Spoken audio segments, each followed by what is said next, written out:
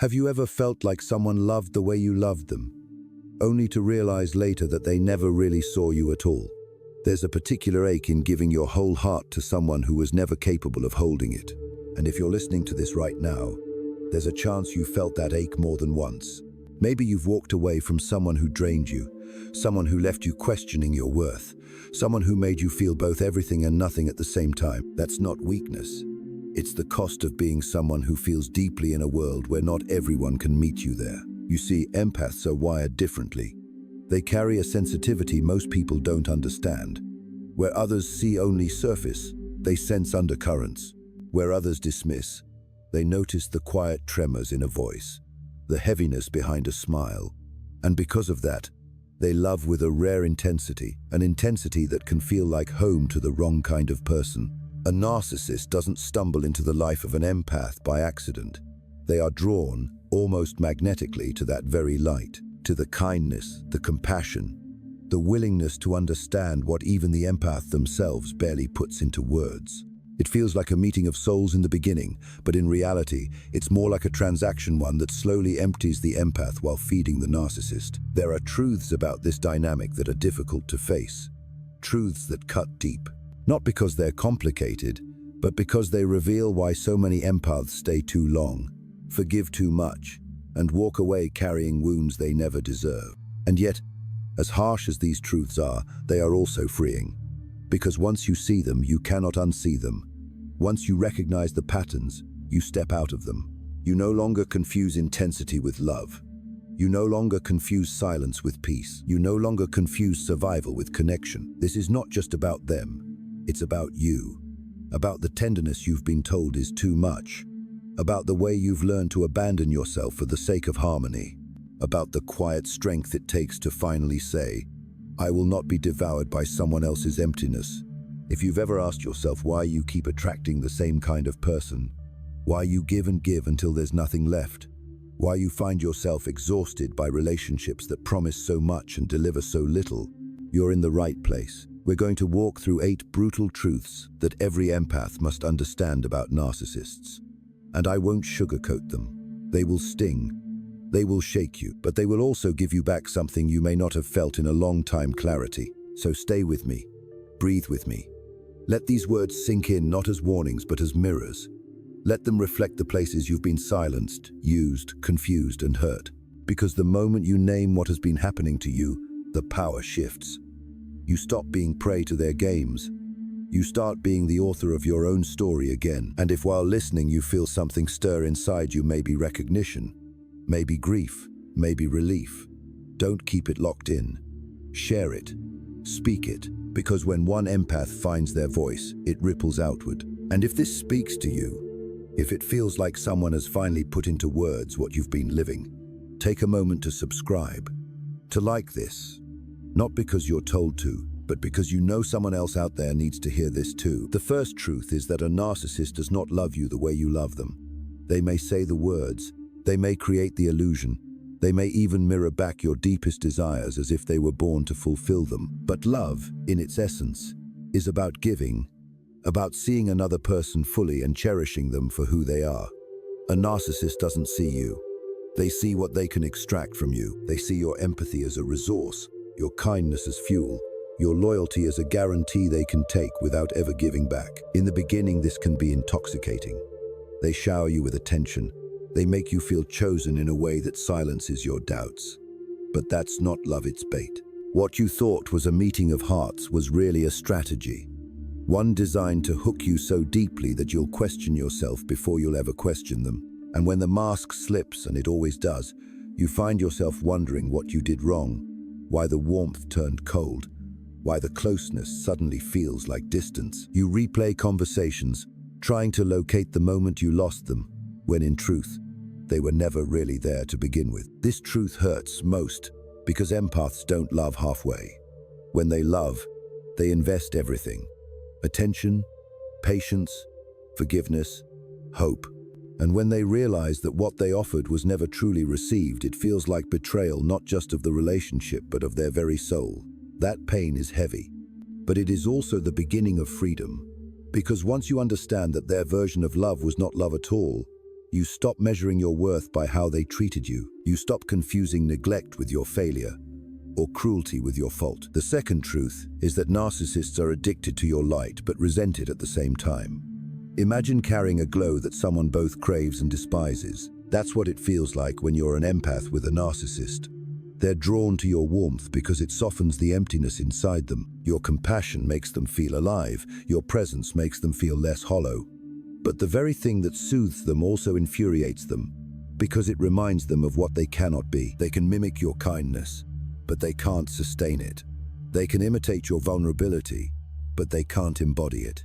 And so they feed on you while resenting the fact that they need you. This contradiction is why you often feel like you're walking on a shifting floor. One day, they're intoxicated by your love. The next day, they're tearing you down for the very same qualities they once adored. It's not because you changed, it's because their need and their resentment are always battling inside them. And you, unknowingly, become the arena for that battle. You are both the salve and the scapegoat, the comfort and the punching bag. For an empath, this creates deep confusion. You ask yourself, how can they both love and hate me? How can they hold me so tightly and then push me away so coldly? And you bend yourself into knots, trying to fix what was never yours to fix. You dim your light to make them comfortable. You silence your needs to avoid their anger. You abandon yourself to preserve the connection. But the more you do this, the more invisible you become. And the more invisible you become, the more they take. It is brutal to accept this truth. They do not want your light to shine fully, because your light reminds them of their darkness. And yet, without your light, they are nothing. That's why leaving them feels impossible, and staying with them feels unbearable. Take a breath here. If this resonates, know you're not alone. There are countless people who've walked this exact path, who've loved with the same intensity, who've been drained in the same way. And hearing these truths isn't about blaming yourself, it's about reclaiming what was stolen from you. Clarity, self-trust, and the right to keep shining without apology. The third truth is that a narcissist will rewrite your reality until you can barely recognize yourself. At first, it's subtle. A small contradiction here, a denial there. You tell them they hurt your feelings, and they respond, "That never happened." Or, "You're too sensitive." You bring up something they clearly said, and suddenly they swear they never said it. At first, you doubt your memory. You second-guess your reactions. But over time, this drip of denial eats at your confidence like water wearing down stone. This isn't a misunderstanding, it's intentional. It's a form of control. If they can make you question your own perception, then they never have to take responsibility.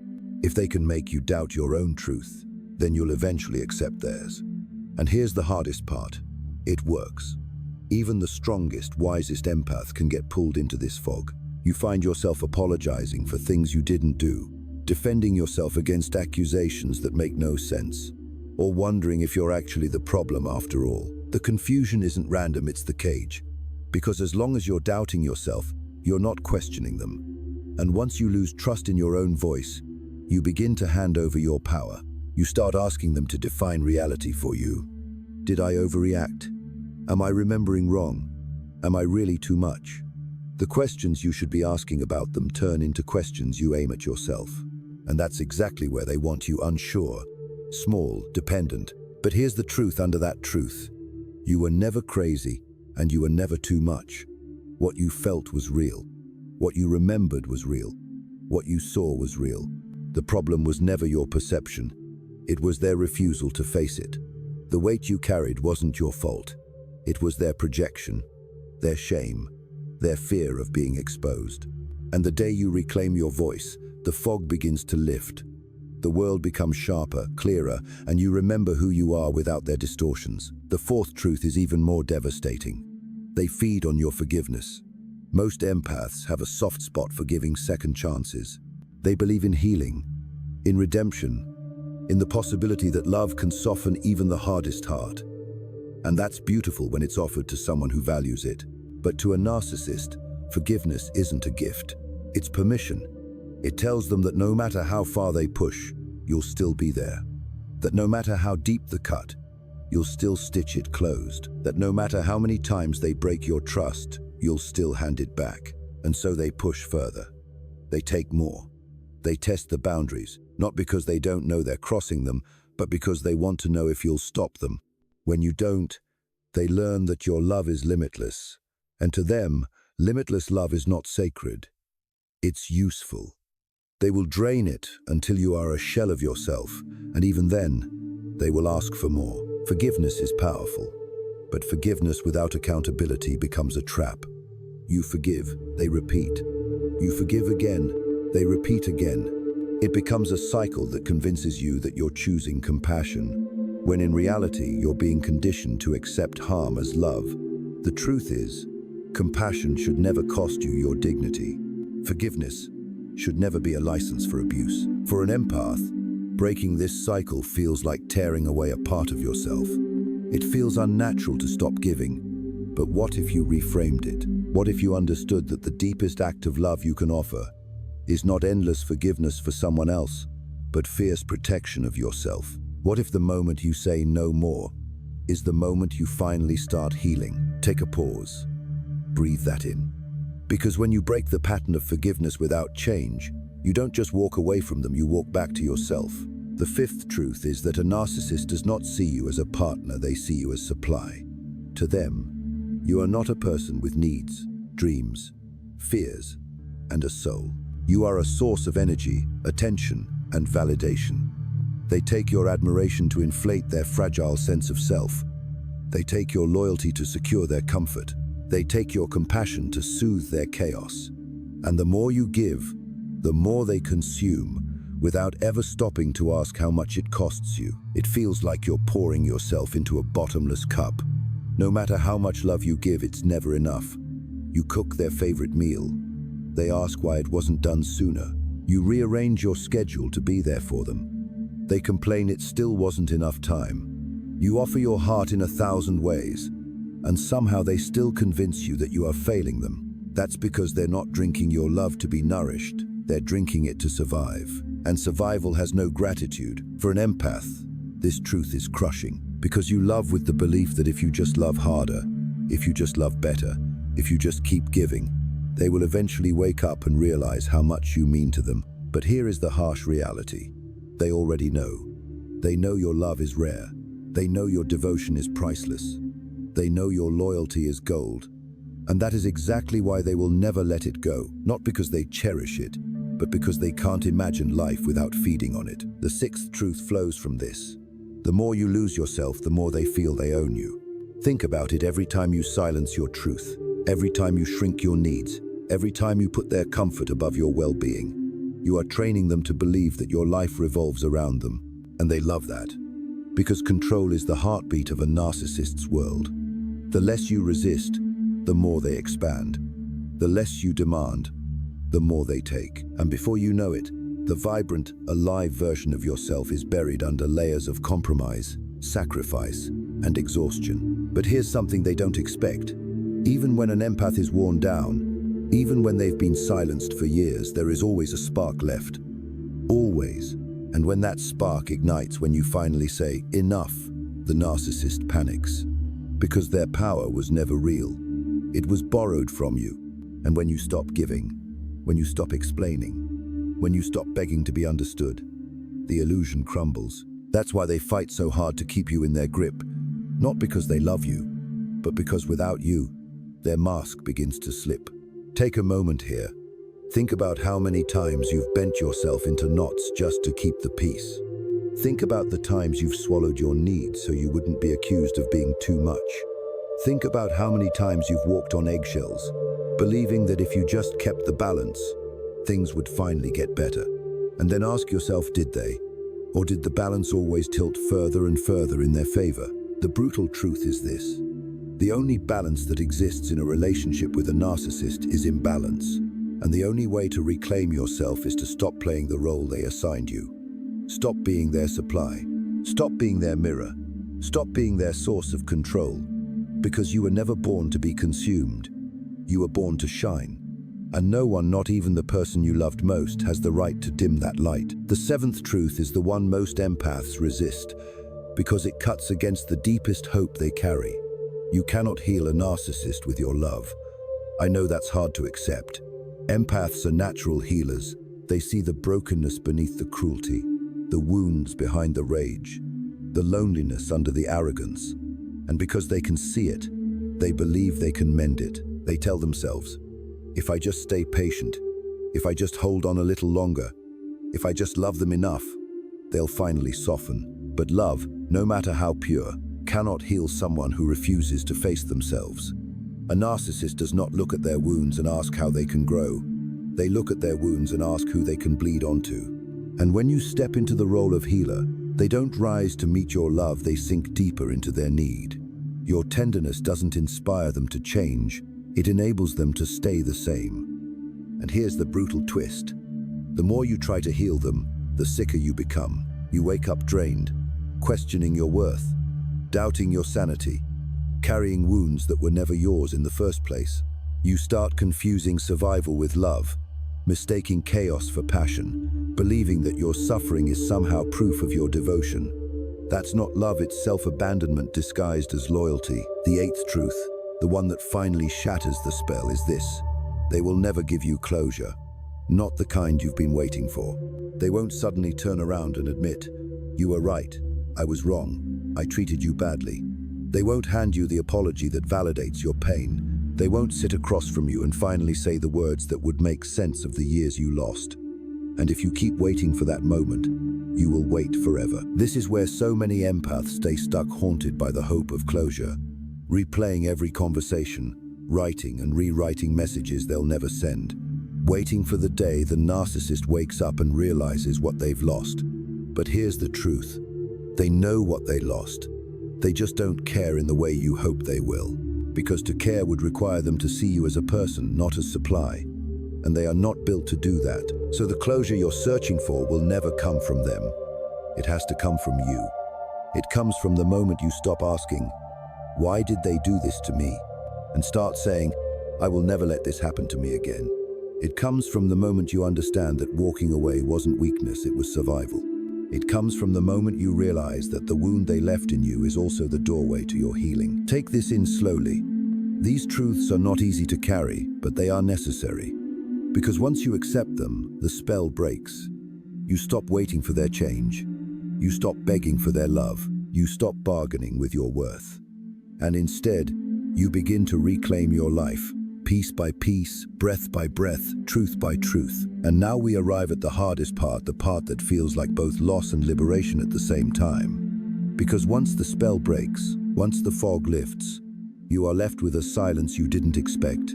The silence of no longer chasing. The silence of no longer fixing. The silence of finally realizing it's not your job to carry someone who chose not to walk beside you. That silence can feel unbearable at first, almost like withdrawal, because for so long your nervous system was tied to their chaos. For so long your worth was measured by how well you kept them satisfied. Letting go means stepping into emptiness. And emptiness feels frightening when you've been filled with noise for years. But listen carefully, that emptiness is not loss. That emptiness is space. Space for your voice to rise again. Space for your light to shine without being dimmed. Space for peace that doesn't come at the cost of your soul. At first, it may feel foreign, even painful. You might miss the intensity, the highs and lows, the way they consumed your every thought. But over time, you begin to see that what you thought was love was really addiction, an addiction to being needed, to being chosen, to being the one who could endure. And when that fades, you're left with something quieter, something softer, something more real. Yourself. Healing doesn't happen overnight. It's not a straight line. There will be days you question your choice, days you miss what hurt you, days you wonder if you'll ever feel whole again. But slowly, as you learn to trust your own voice, as you learn to honor your own needs, as you learn to set boundaries not out of fear but out of love for yourself, you start to rebuild. And the beauty is this: every time you choose yourself, you heal a little piece of the wounds that kept you in the cycle. Maybe you were told you're too sensitive. Maybe you were made to feel like your love was a burden. Maybe you've carried guilt for wanting more than scraps. But sensitivity is not weakness, it's power. The depth of your love is not a flaw, it's a gift. And the longing in you for true connection is not desperation. It's proof that you were made for something real. not something manufactured, not something manipulative, not something that only exists when you're convenient. So take this with you. The brutal truths about narcissists are not here to harden you, but to free you from the idea that their inability to love was your failure, to free you from the cycle of giving until you're empty, to free you from waiting for someone who was never going to show up the way you hoped. You don't need their closure, their approval, or their recognition to move forward. You only need your own decision to rise. And if this spoke to you, if it lit something inside you that feels like both pain and hope, don't keep it to yourself. Share it. Let someone else who's hurting know they're not alone. Subscribe, not out of obligation, but because you want more reminders that you're not crazy, you're not broken, and you're not unlovable. Like this, not for me, but so the next person searching in the dark can find a light waiting for them.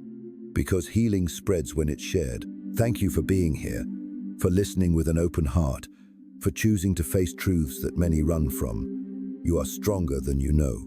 You are worthy of a love that doesn't drain you, diminish you, or demand your silence. And that love begins with you.